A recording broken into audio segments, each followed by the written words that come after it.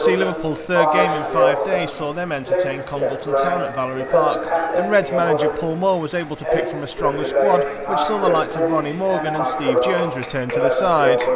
Before the game kicked off, a minute's silence was held in memory of Anne Williams, who sadly passed away earlier that day.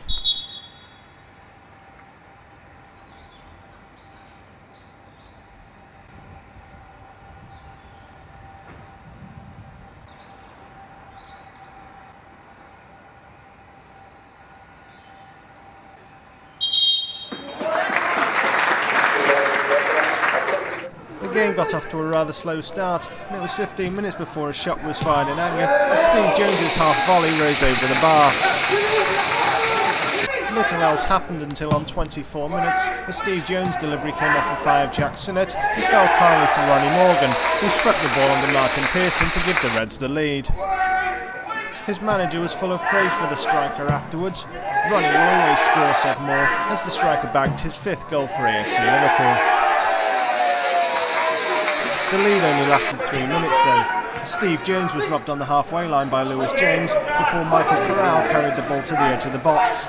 Though he was stopped in his tracks by a River Humphreys tackle, Richard Bailey followed in to strike the ball past Sean Lake.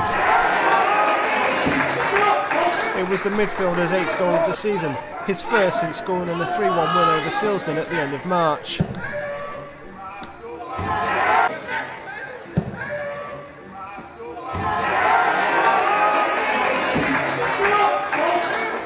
The Reds tried to respond immediately as Michael Gervin played in Jack Sinnott, but the midfielder was unable to squeeze his shot past Christopher Middleton.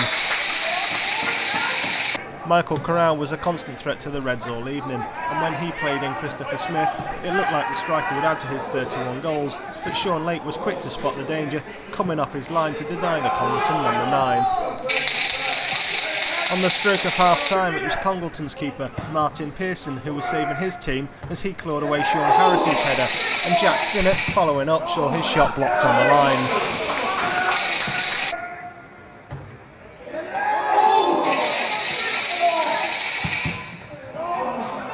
Five minutes after the break, Sean Lake presented Michael Corral with the chance to give his side the lead, but fortunately for the keeper, Darren Torpey was alert enough to tidy up the keeper's mistake.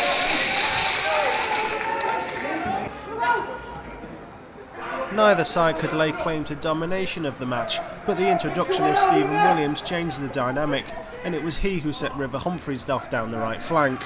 The converted right back combined with Ronnie Morgan to cut back for Steve Jones, who fired a trademark bullet into the top corner.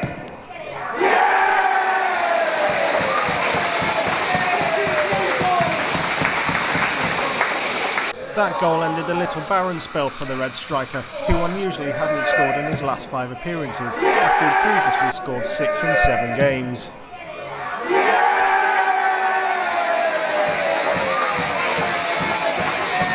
Straight from the restart, AFC Liverpool won the ball back, and Steve Jones came close to grabbing another. Ronnie Morgan played a perfectly weighted through ball, but Jones couldn't quite wrap his foot around the ball enough to get his shot on target. 2 minutes later, down at the other end, AFC Liverpool were once again thankful of Sean Lake's quality, as he produced a fine save to tip over Richard Bailey's shot from the edge of the area.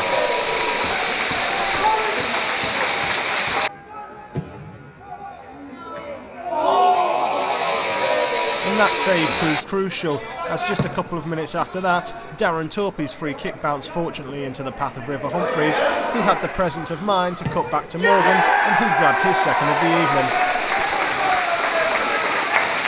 Manager Paul Moore later said of Humphreys that his performance was outstanding, even more so considering that he played in 3 different positions throughout the game.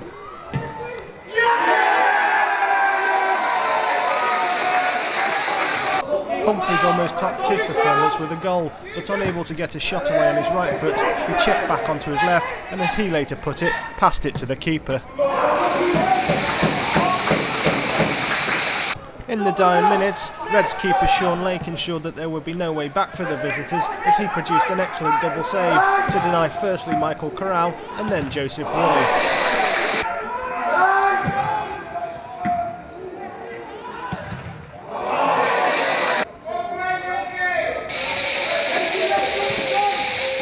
On the win tonight. Good performance by the whole team. Yeah. Well, they had a game. Was it Tuesday? And I couldn't get there. And apparently they lost. So that's a great win for us. Yeah, two good sides battled it out, but you came out on top. I thought we played a lot better football than them. We got the ball down, played, and they couldn't keep up with us. Nothing against them, but I don't think they thought they could keep up with us. And you were instrumental in the second and third goals. I was sulking when I went right back, but started enjoying it a little bit then, and then flew two little cutbacks. But yeah, it was alright. And thought it was going to come for you at the end. Ball comes to you on the edge of the box. He hit it with a weak foot, and I tried to get it on my right foot, but he kept covering that side, and then I checked back, and then passed it to him basically. And you taking over Jack Sinnott's role as utility man, right back, centre of midfield. I hope not. I just want to play centre half in it, but if needs be, I need to play there, don't I? And quick turnaround. Stockport Sports on Saturday afternoon. I didn't play against them either because I was working, but yeah, hopefully we can go and take 3 points off them again. Congratulations tonight. Thank you. 3-1, congratulations. That win's been a while coming, hasn't it? Yeah, said the other night, Paul, about the squad that I've got. Again, it's a credit that they can turn out and they put on a really good performance there tonight against a decent side, may I add. But tonight, credit to, the 14 lads that turned up. They put a good shift in again, but they've played, my God, they played at time, mate, and we've scored 3 really excellent goals. So I'm very pleased. It's nice to watch a game between two sides wanting to play football the right way. Yeah, credit to them. They look to play. And I've said all along, I can't stop teams when the opponents, how they play, this, that, and the other. Especially if it's one of you like, that's their prerogative, whoever they play. But credit to Jim Finch. He's got a decent side there. They like to play, and again, it suits us. But I've said it before. We can mix it up if we have to. But tonight, great performance. Really, I actually enjoyed watching that as well. 3 great goals from you as well. 2 for Ronnie Morgan, 1 for Steve Jones. Yeah, again, it helps when you have your forwards back. And Ronnie will always score goals. Ronnie can. He's been known. He's got history of scoring goals. Stephen Jones was just getting back into the rigmarole of it. And his goal, like I said, the goals were sublime tonight. Especially Stephen's a great strike. He'll admit, and he'll be the first to admit that he never had the best of games tonight. But that's what Stephen Jones is all about. But credit to Ronnie Morgan. Ronnie's 32, but the experience and the positions he takes up, and the 2 goals again, great goals. His first one was a great strike, considering the way the pitch is, nice and bobbly, but he's leaded it and he's kept it low. It's like a little daisy cutter, so I'm pleased with him. And River Humphreys instrumental in the second and the third goals. Yeah, River's played really well over the last couple of weeks. It's just a pity when he's out the side. Yes, we do miss him because you'll miss someone of his calibre. But he's had to play in 3 different positions tonight. Jack Sinnott's got a cob on with me because I haven't asked Jack to play in all them positions. But no, River was outstanding tonight. But as they all was, against a decent side, we performed on the night. I'm very pleased. And their number 10, Michael Corral, caused you a few problems up front. Good player, clever player. But again, we've restricted him. However well he sort of picked the pace up and got into spaces, we've restricted him to probably 1 or 2 shots in the game. But he links up well. He's a very clever footballer, and I can see that kick going high. Forwards gets goals, takes the headlines, but keeper needs to produce a performance as well. And Sean Lake produced a vital save when it was 1-0, and then a great double save towards the end. Yeah, Sean. But to be fair, Sean again will be the first to say he could have done a lot better with the first goal. But then when you've got a keeper of his calibre who can turn the saves in that he did at important times, it's credit to him because it comes into concentration levels then, and his ability just shows. And the 2 saves were great.